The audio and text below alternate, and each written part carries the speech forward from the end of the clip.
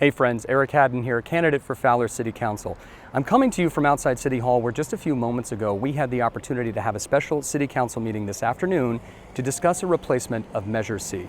Now for those of you who haven't been following, Measure C has been a 30-year-long county tax that has allowed both the city of Fresno and outlying rural communities to use county taxpayer dollars to fix our roads and improve our infrastructure.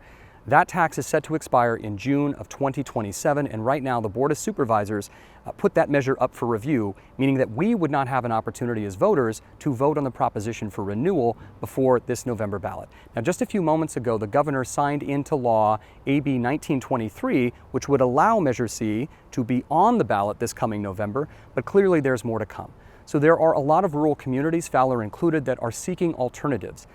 This measure has been critically important to our infrastructure needs. Over the last 20 years, it's accounted for roughly $250,000 a year that we're able to use right here in our city for the basic infrastructure needs when it comes to road repair, the roads that you and I use every single day. So the loss of this tax would have a significant impact. It's been just shy of about $4.5 million over 20 years.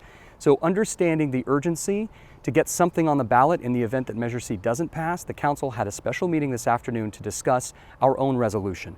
So in November, there will be an opportunity for you, the citizens of Fowler, to decide whether or not you want to continue with a 0.5% sales tax that can be used for your roads, infrastructure, and a variety of other city services. Now, the important thing to keep in mind here is that this 0.5%, this is not an additional tax. This will be a replacement to Measure C, and if Measure C passes, this initiative itself will sunset.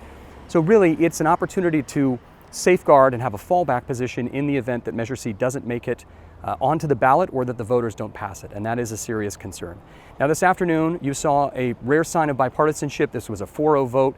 Every council member seems to understand how critically important this is, and the most important thing to remember is that you, the voters, will ultimately have a chance to decide whether or not you want to see this implemented on the ballot in November. So you get to vote on this. That's the most important thing. Clearly there are going to be a lot of questions. There's going to be a lot of debate around this as to whether or not it's important, but the most important thing for you to keep in mind this afternoon is that your government was working for you. They're going to give you the right to decide. We're going to be able to take that money, which has been so critically important to Fowler, and we're going to keep it here. So more to come on this, but I wanted to give you an update from outside City Hall. Take care.